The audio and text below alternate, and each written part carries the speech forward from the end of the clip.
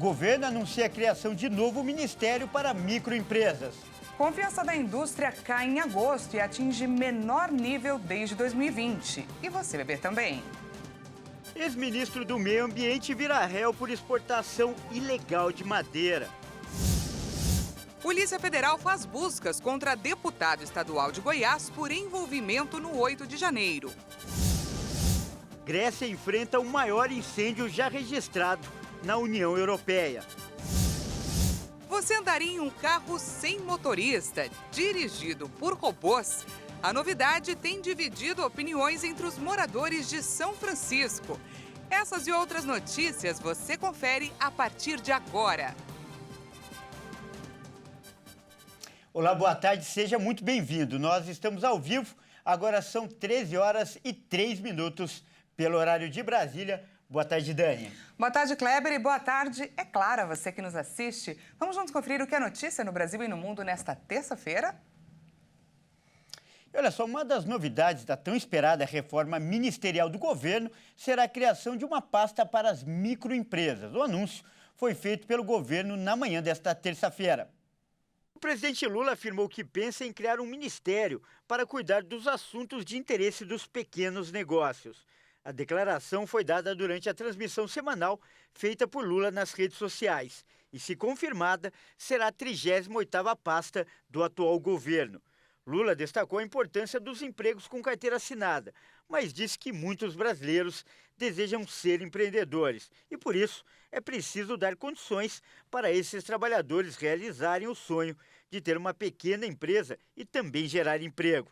Eu estou propondo a criação do Ministério da Pequena e Média Empresa, das cooperativas e dos empreendedores individuais, para que tenha um ministério específico para cuidar dessa gente que precisa de crédito e de oportunidade. Criar condições. Por isso eu quero valorizar muito os empreendedores individuais, quero valorizar muito as cooperativas e quero valorizar muito a pequena e média empresa, porque ela gera 60% ou 70% do emprego desse país.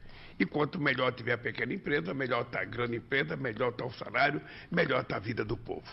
O presidente comentou ainda a tributação dos super ricos e disse que o governo pretende adotar outras medidas para melhorar a vida dos mais pobres, com mais igualdade social. Tem muita coisa para acontecer ainda em benefício do povo que ganha menos, do povo trabalhador, para melhorar o padrão de vida dele. Tem muita gente que ganha muito e paga muito pouco. E tem muita gente que ganha pouco e paga muito. A participação no lucro dos trabalhadores se paga imposto de renda, mas a participação no lucro dos empresários não se paga. Então nós temos que inverter essa lógica, sabe? É simples assim que a gente vai consertar o Brasil. Vai ter um ou outro que vai gritar, vai ter um ou outro que vai chiar, mas é assim que a gente vai consertar o Brasil. Agora, 1h06, a gente continua nesse tema. As micro e pequenas empresas são as principais geradoras de riqueza no comércio brasileiro. Elas respondem por 53,4% do faturamento deste setor e são responsáveis também por 7 em cada 10 empregos gerados aqui no país. Olha a importância. Verdade. Olha, e os números que a Dani acabou de falar não deixam dúvidas, como ela disse, da importância desse segmento para a economia. E agora, pela primeira vez, será criado um ministério específico para as micro e pequenas empresas. Mas o que vai mudar na prática? Bom, para responder essa questão, esse é o tema da nossa entrevista de hoje.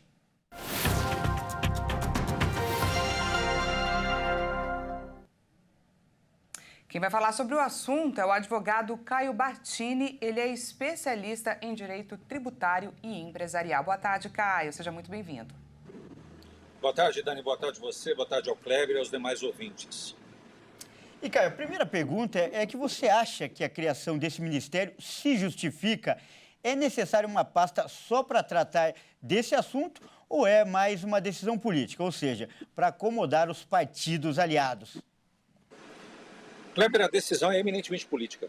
Não há qualquer necessidade da criação de um novo ministério com a finalidade única e exclusiva de atendimento ao microempresário e empresário de pequeno porte, às micro e pequenas empresas. Basta que o governo federal, assim como nós temos já a possibilidade colocada, inclusive em legislação, de aumentar tão somente a questão das próprias linhas de crédito, aumentar nesse sentido, o fato de ter o acesso melhor aos bens e serviços e não necessariamente a criação de um novo ministério com a finalidade ainda mais de aumento da despesa pública. Então, é simplesmente uma acomodação política de partidos como progressistas, como republicanos, como o próprio União Brasil, com a finalidade, então, de ajuste com o Centrão. Caio, apesar dessa questão política que você pontuou agora para a gente, o que a criação de um ministério pode ajudar no desenvolvimento das micro e pequenas empresas aqui no país? Dani, nós já temos uma política de avanço tributário já há um tempo, que foi através da criação do Simples, como uma finalidade de diminuir o impacto de carga tributária e simplificar o atendimento de obrigações administrativas na taxação de tributos dessas empresas.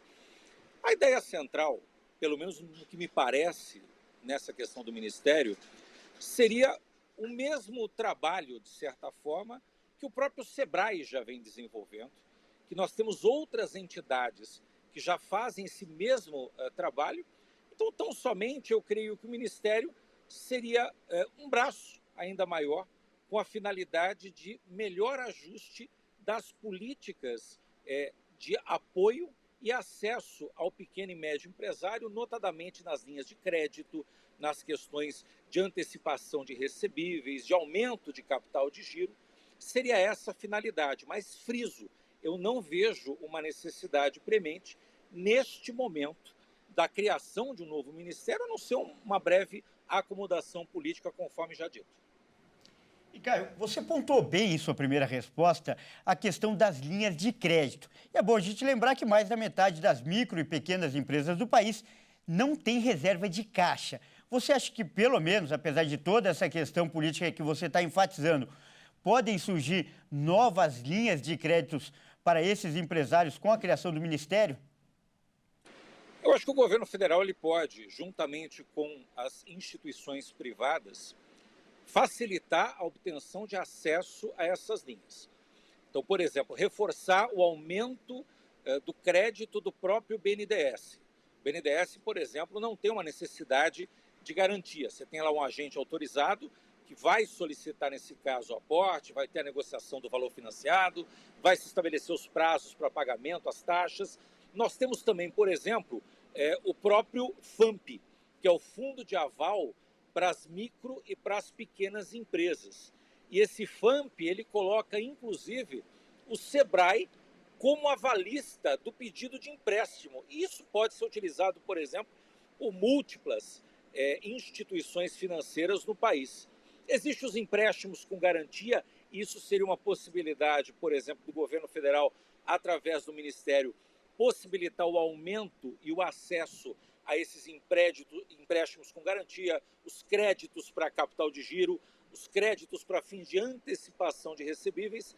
Então, nesta acepção, se for nessa concepção de aumentar essa possibilidade das linhas de financiamento, conforme já colocado pela Dani anteriormente, nós já temos um decréscimo muito grande em relação ao fluxo de caixa dessas empresas. Então, acesso ao crédito, a facilitação de pagamento e, consequentemente, a possibilidade de criação de parcelamentos e outros incentivos para o pagamento dos tributos que estão em atraso seria bem-vindo se advindo desse próprio Ministério. Tá certo, então, nós acabamos de conversar aí com o advogado Caio Bartini, ele que é especialista em direito tributário e também empresarial. Caio, muito obrigado pela sua participação.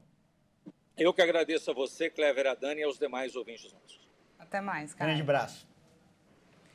E a confiança da indústria caiu em agosto e atingiu o menor nível dos últimos 3 anos. Segundo a Fundação Getúlio Vargas, essa foi a segunda queda seguida.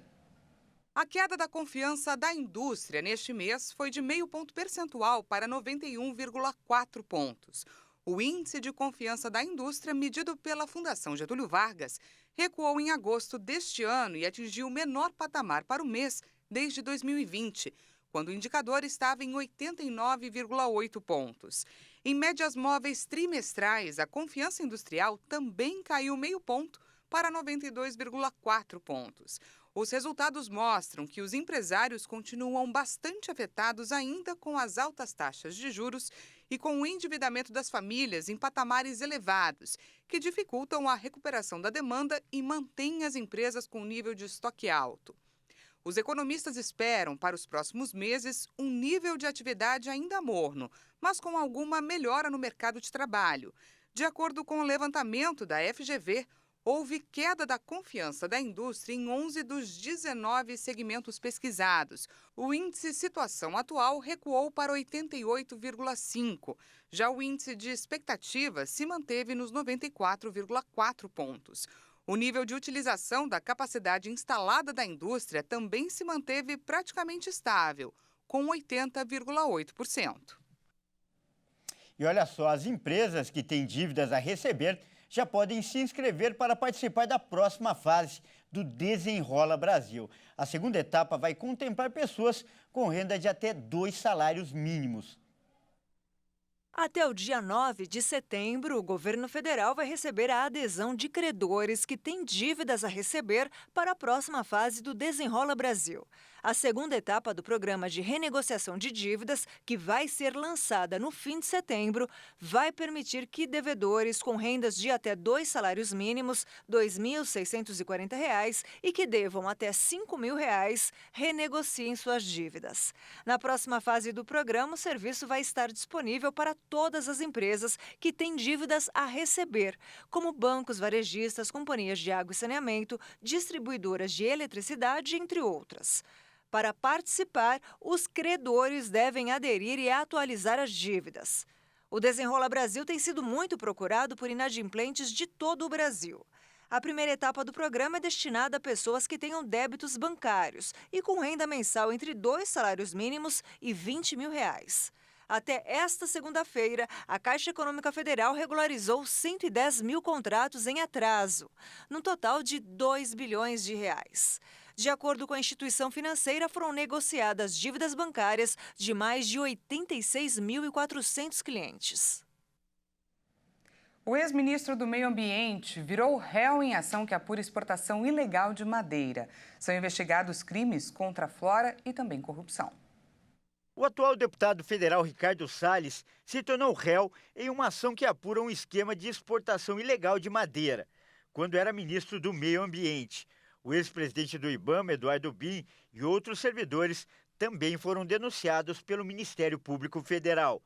De acordo com a denúncia, as investigações apontam para a existência de um grave esquema de facilitação ao contrabando de produtos florestais.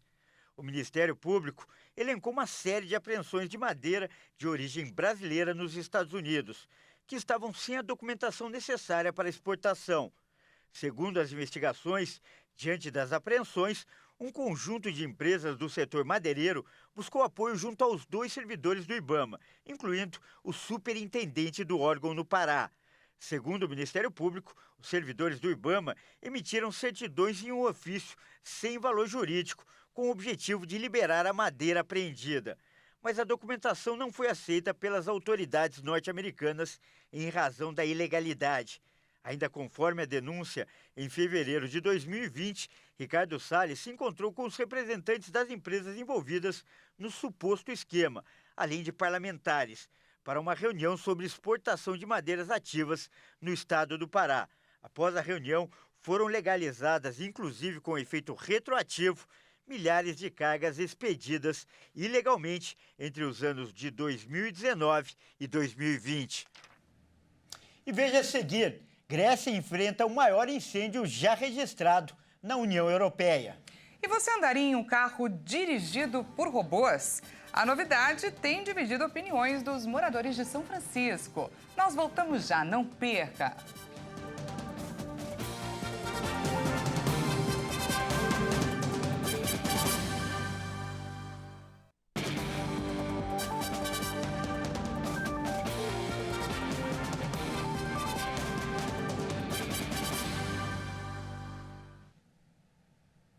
Seja bem-vindo mais uma vez, nós estamos de volta e ao vivo, 1h19 pelo horário de Brasília. Voltamos com mais destaques desta terça-feira para você.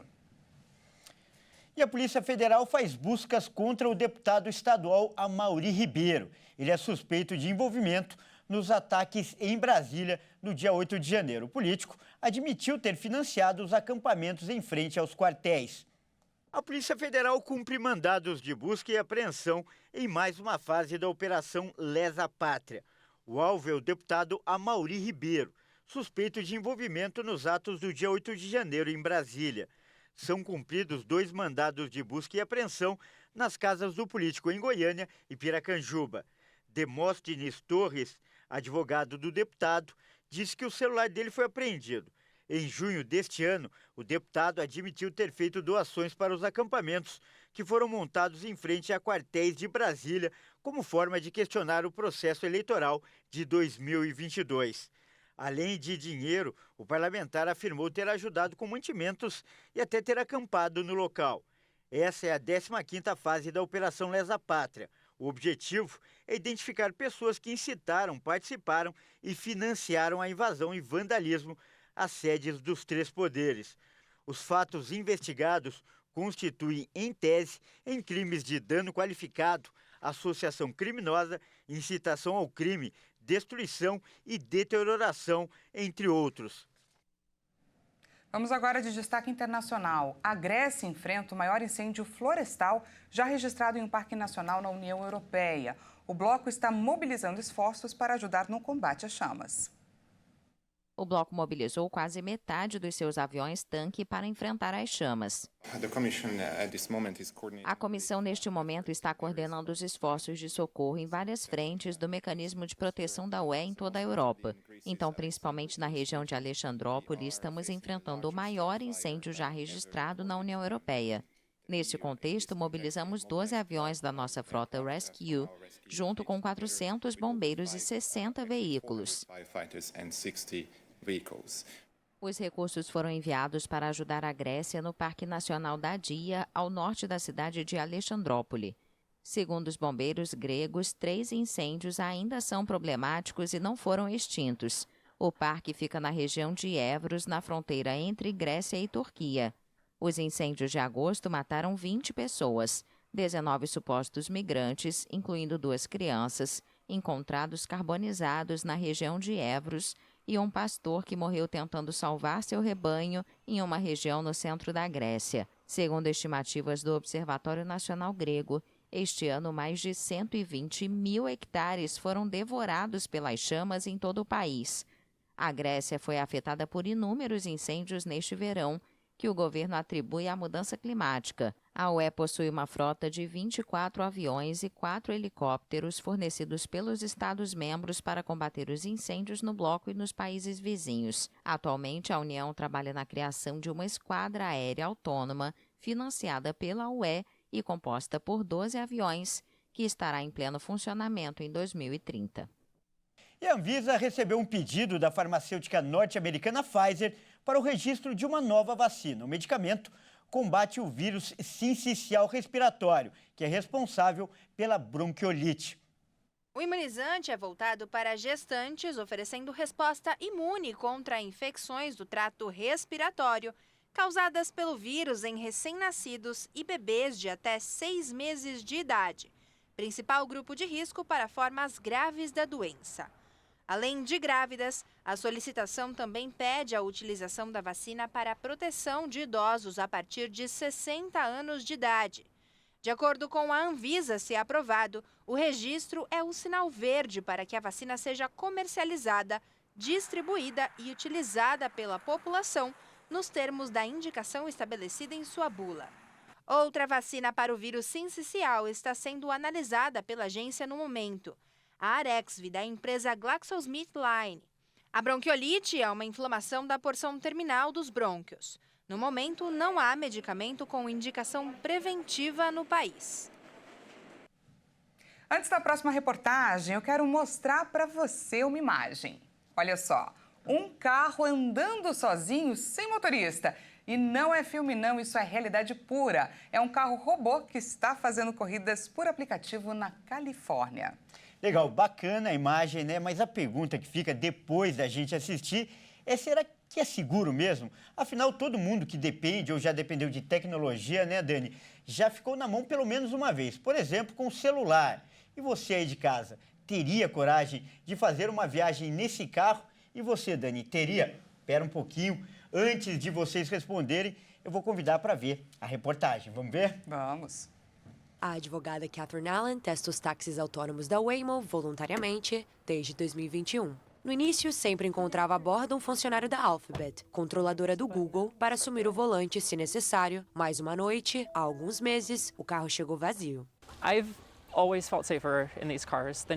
Sempre me senti mais segura nesses carros do que com motoristas humanos, o que tem sido um pouco estranho porque acho que a sensação de falta de segurança vem de simplesmente não ter esse humano lá, de não ter comunicação direta. Mas o carro dirige dentro do limite de velocidade o tempo todo e é muito cauteloso, às vezes até demais. Geralmente também dá espaço para os ciclistas que vi. Os táxis robôs dividem opiniões. Os ambientalistas acreditam que perpetuam o reinado do carro individual. As associações de pessoas com deficiência não os encontram adaptados às suas necessidades. E os sindicatos temem a perda de empregos. Mas outros os consideram positivos. Outra frota de veículos autônomos é operada pela Cruise, propriedade da General Motors. Recentemente, ambos receberam permissão de um regulador da Califórnia para operar o dia inteiro, todos os dias, em toda a cidade, exceto rodovias. O veículo chamado Percussion chegou rapidamente. Mas em vez de pegar a rota que chegaria ao supermercado em menos de 5 minutos, ele fez um longo desvio sem explicação. A gente vai para a escola da minha filha. Então, a partir do momento em que vi os táxis autônomos pela primeira vez nas ruas, meu pensamento foi: isso vai ser ótimo para levar minha filha e seus amigos para a escola. Não teremos que ter uma grande agenda de carona entre todos os pais. Acho que tudo será automatizado para nós algum dia, mas ainda não estamos lá. Até o momento, a maioria das ocorrências registradas aconteceu com veículos parados na via, bloqueando o trânsito. No entanto, as autoridades pediram que a Cruise reduzisse pela metade a frota em São Francisco para 50 carros ativos durante o dia e 150 à noite, enquanto são investigadas 2 colisões ocorridas na semana passada, incluindo uma com um caminhão de bombeiros. Bom, Dani, aí depois de assistir a reportagem, eu pergunto, você teria coragem ou não? Confia ou não? Olha, eu não seria cobaia, teria, mas depois de um tempo aí desse sistema em funcionamento. Olha, eu também teria, mas vou te dizer que eu até sentiria a falta daquele bate-papo com o motorista. Pois é, isso prova o quê? Que nós, humanos, não somos não substituíveis.